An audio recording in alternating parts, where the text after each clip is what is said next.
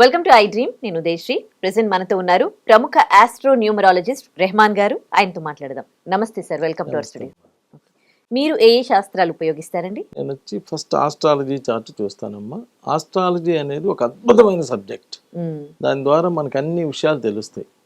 అలానే న్యూమరాలజీ ద్వారా పేరు చక్కగా పెట్టుకోవటం, అలానే palmistry, graphology, face reading, signature analysis, marriage dates ఎలా ఉండాలి, ఏదైనా ఒక మంచి పని చేస్తుంటే ఆ మంచి పని ఎలా వాడుకోవాలి, బండి నంబర్ ఎలా ఉండాలి, కార్ నంబర్ ఎలా ఉండాలి, హౌస్ నంబర్ ఎలా ఉండాలి, ఫోన్ నెంబర్ ఎలా ఉండాలి, ఇలాంటి అద్భుతమైనటువంటి విషయాలన్నింటినీ కూడా అన్ని జాగ్రత్తగా చూసి కూలంకషంగా ఏది ఉంటే మీకు బాగా హెల్ప్ అవుతుంది అనేటువంటి విషయాన్ని కూడా తెలియజేయడం జరుగుతుంటుంది. మీకు ఇన్ని శాస్త్రాలు తెలుసు కదా, అంటే ఒక పర్సన్ మీ దగ్గరకు వచ్చినప్పుడు అన్ని శాస్త్రాలలో చెక్ చేస్తారా, లేదంటే అన్ని విధాల చెక్ చేసి అతనికి ఒక అద్భుతమైనటువంటి రిజల్ట్స్ ఇవ్వటం అనేటువంటి జరుగుతుంది అమ్మా. ఆధ్యాత్మికంగా సంతానం గురించి మీరు ఏమైనా చెప్పగలరా? నేను ఇక్కడ చెప్పేది ఏంటంటే అమ్మా, నేను ఓన్లీ ఆస్ట్రో న్యూమరాలజిస్ట్నే కాదు. ఓన్లీ ఆస్ట్రో న్యూమరాలజిస్ట్ అయితే ఆస్ట్రాలజీ న్యూమరాలజీ వరకే చెప్తారు. నేను ఒక ఆధ్యాత్మికవేత్తని. మాకు ఒక ఆశ్రమం ఉంది. మా ఆశ్రమంలో నిరంతరం అన్ని రకాల కార్యక్రమాలు జరుగుతూ ఉంటాయి. అన్ని మంచి మంచి విషయాలు మాట్లాడుకోవడం, సత్సంగాలు చేసుకోవడం ఇలా కూడా జరుగుతూ ఉంటాయి. ఏ మతం వాళ్ళు ఆ మతం వాళ్ళకి, ఏ మతానికి సంబంధించి ఆ మతానికి సంబంధించినటువంటి రిజల్ట్స్ ఇవ్వటం జరుగుతుంది. మీరు ఒక్కసారి మీ ఫోన్లో ఏంటమ్మా, మీ ఫోన్లో యూట్యూబ్ దీనిలోకి వెళ్ళి, గూగుల్లోకి వెళ్ళి గురు చరిత్ర 39వ అధ్యాయం అని కొట్టారనుకోమ్మా. గురు చరిత్ర 39 39వ అధ్యాయం అని కొడితే మీ ఫోన్లో వస్తుంది. గురు చరిత్రలో 39వ అధ్యాయం వస్తుంది. ఆ 39వ అధ్యాయంలో కేవలం సంతానం గురించి మాత్రమే మాట్లాడాడు గురువు.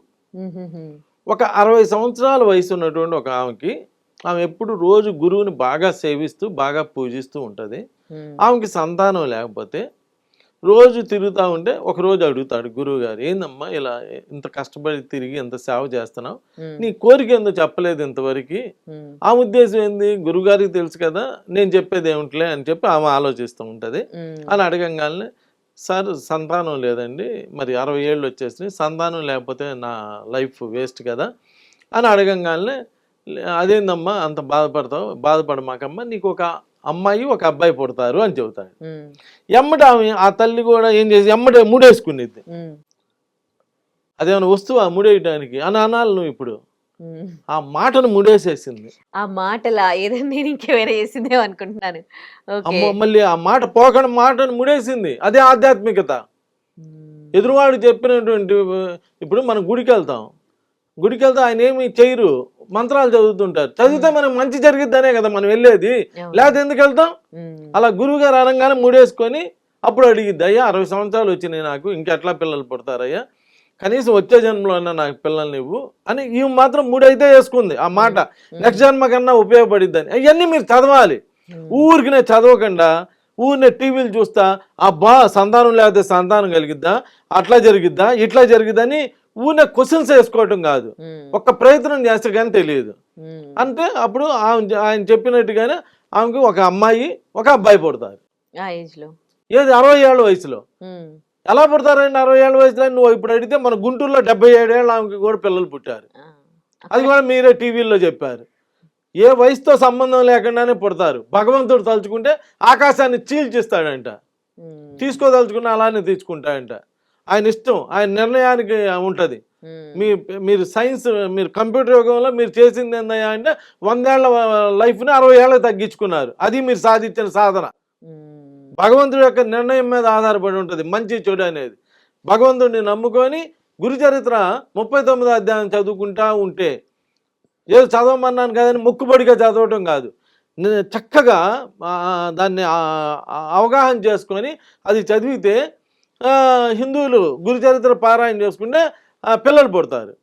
ముస్లిమ్స్ సూరా నెంబర్ 39 39వ సూరా చదువుకుంటే ముస్లిమ్స్కి పిల్లలు పుడతారు.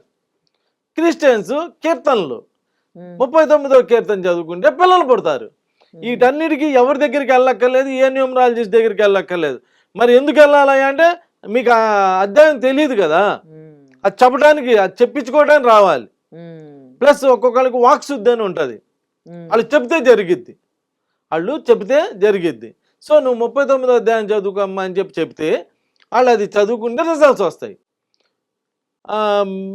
అలానే ఇప్పుడు మీరు ఇంటి దగ్గర కూర్చొని 39వ అధ్యాయం చదివితే పిల్లలు సంతానం కలిగిద్దంట, అసలు ఎట్ట కలిగిద్దో చూద్దాం అని చెప్పి మీరు పోటీ కోసం చదివితే కలగొచ్చు, కలగపోవచ్చు. ఏదైనా కానీ ఒక నమ్మితే దేవుడు, తొక్కితే రాయి. ఇదే రాళ్ళు కదా తొక్కేది, అదే రాయిని కదా మనం పూజించేది. అంటే మొక్కితే దేవుడు, తొక్కితే రాయి.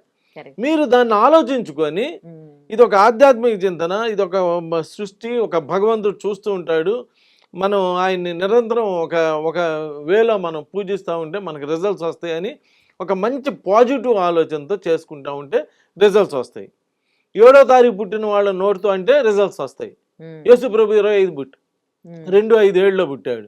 బ్రహ్మంగారు 25 పుట్టారు, 2-5 ఏళ్ళలో పుట్టాడు. అందరు ఆధ్యాత్మికవేత్తలు మీరు కెమెరా తీసుకొని వెళ్ళి ఎవరైనా ఒక మంచి స్థాయిలో ఉన్న ఆధ్యాత్మికవేత్తని వెళ్ళి మీరు ఇది కెమెరా పెట్టి మీరు ఎప్పుడు పుట్టారండి అంటే 7వ నంబర్ వస్తుంది. 7వ నంబర్ అన్నా పుట్టుంటాడు, 7వ నెలలో అన్నా పుట్టుంటాడు, టోటల్ 7 అన్నా వచ్చింది, లేదా పేర్లు అయినా 7 వచ్చింది. ఇలా నేను ఎంతో మందిని టెస్ట్ చేయడం జరిగింది. నేను కూడా 7 వాడిని. ఇలా 7 వాళ్ళకి వాక్శుద్ధి ఉంటుంది. అలా వాక్స్ అంటే వీళ్ళు డైరెక్ట్ కేతు గ్రహం, జ్ఞానకారకులు. వీళ్ళు భగవంతుడికి సంబంధించినటువంటి వాళ్ళు. వీళ్ళు గత జన్మలోని అన్ని శాస్త్రాలు చదివి ఈ జన్మలో మంచి చెప్పడానికి వస్తారు. అలా వచ్చి చెప్తారు, వాళ్ళు చెప్పినట్లు రిజల్ట్స్ వస్తాం జరుగుతుందమ్మా. నమస్కారం. And for more videos, Please subscribe to iDream. Please subscribe to iDream. Please subscribe iDream. And please subscribe to iDream. For more videos, subscribe to iDream. please like, share and subscribe to the channel. Congratulations, iDream. Subscribe to iDream. Subscribe to iDream. So subscribe to iDream Media.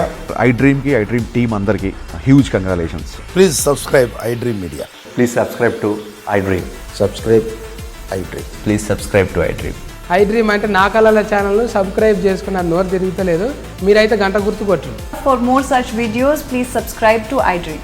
Subscribe to iDream. Please subscribe to iDream. Please subscribe iDream Media. Please do subscribe to iDream. Please subscribe to iDream Media. For best entertainment and information, please subscribe iDream. And don't forget to subscribe to iDream.